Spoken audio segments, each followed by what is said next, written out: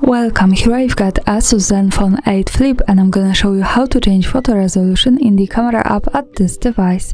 Let's start by tapping on the camera button to open it, and for now we are on standard photo mode. From here let's go to the left corner and pick this button to open the advanced camera settings. At the first place now we can see the camera resolution option, so let's pick it, and now we can manage it.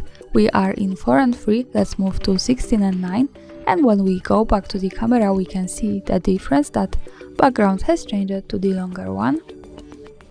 Another tap to the left corner to the camera resolution, and let's move to 1 and 1. In the preview now we can see the square camera resolution.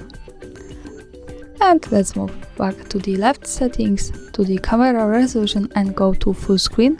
And now in the camera preview we can see the full camera frame. We can also manage this camera frame here in short access, so let's move to the top at the center, just one tap and we get access to all of these resolutions. And when we change them here, they are also changing in the settings in camera resolution. The one difference is that here in this more advanced options we get access to 4 and 3 with 64 megapixels, the best possible quality of this camera.